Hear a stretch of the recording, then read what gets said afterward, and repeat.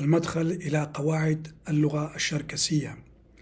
هذه غبزة بزخا بزا ميخا حاب نبيل حلمي شوقار 16 شام إتسميني ترى طوجرة ترى. 2. ظرف الزمان، ويشتق من الأسماء الممثلة لأجزاء من أوقات السنة واليوم، ويمكن للاسم وهو في حالة النكرة أن يكون له معنى الظرف. كمثال: مبشحة هذا المساء، تغبشحة مساء الأمس، بشحشحة المساء، نيبا اليوم، نجحبة هذا المساء، بشدج صباح، تغاسة أمس، غريقوة العام الماضي، مغاتخة هذا الربيع، مبجحة هذا الخريف، متش هذا الشتاء، مغى هذا العام. وعندما يصاغ ظرف الزمان من الأسماء يكون في حالتي وجر لج. أمثلة على ذلك: بشحشحم المساء، بشدجم صباح، مافم اليوم، ميلسم هذه السنة، تشجأ بالركض، يقجأ كفاية، يراغج بصعوبة، بجحم في الخريف، جمافم في الشتاء، نفشاغم عند الفجر. 3. الظرف الذي يحدد الاتجاهات يتم اشتقاقه بإضافة لاحقة د مع أسماء الإشارة. إلى هنا مد، إلى هناك مد، إلى هناك الأبعد غير محدد آد. 4.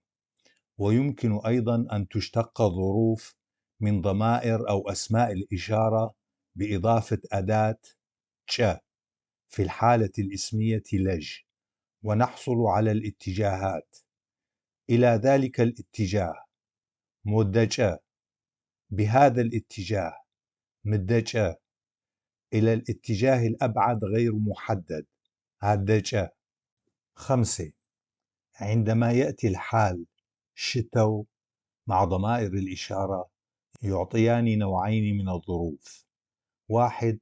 حالة الكلمتان المترافقتان، كذلك يكون، مثل ذلك يكون، مورو شتو، هكذا يكون، مثل هذا يكون، مرو شتو، كذلك يكون، هرو شتو.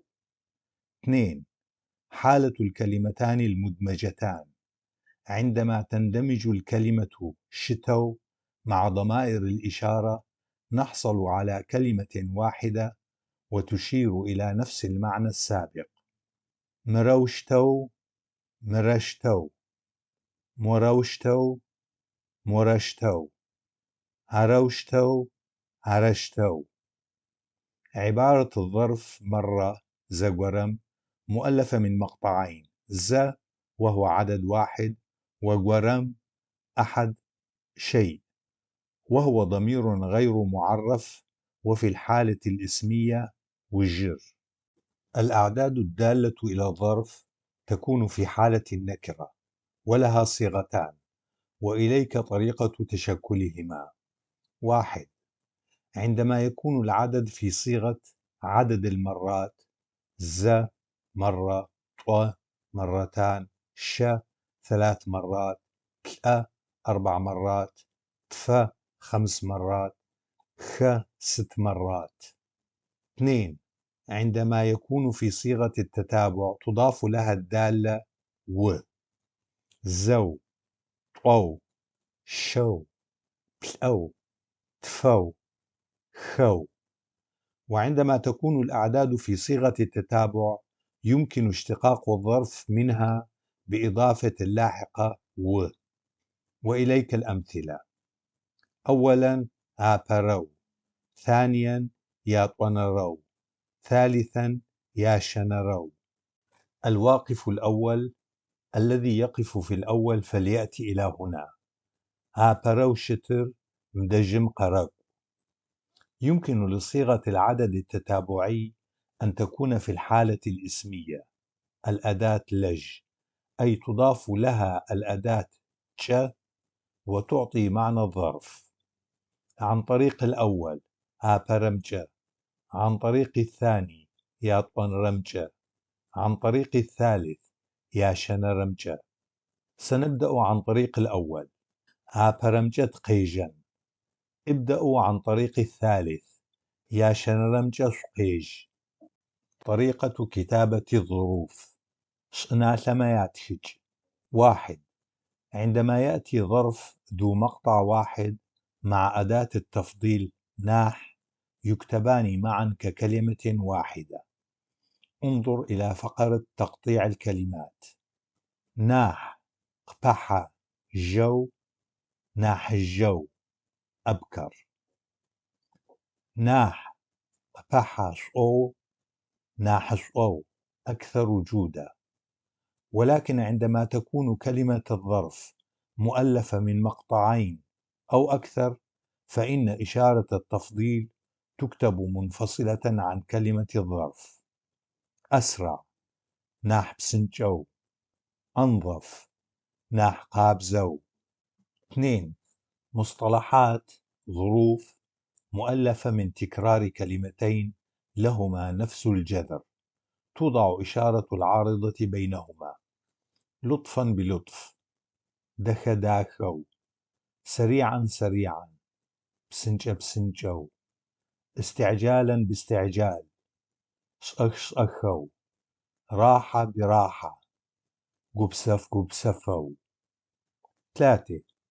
مصطلحات ظروف مؤلفة من تكرار كلمتين مختلفتين في المعنى توضع بينهما إشارة العارضة. ليس ببعيد وليس بقريب، متشجم بلاغو، بشكل قريب، أغوى بلاغو، سيمضي قليلا أو يمضي قليلا، بشأا ما جشأا، تساوي أولا وأخيرا. 4. الضميران م يكتبان بشكل متصل مع الظرف.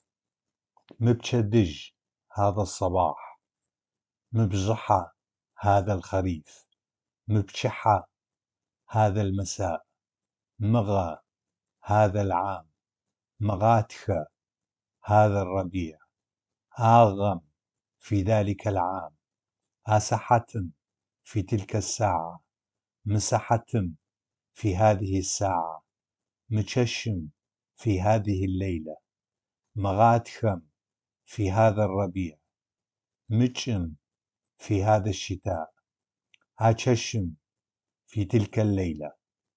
ولكن مع كلمة السنة تكتب السابقات بشكل منفصل. ميلسم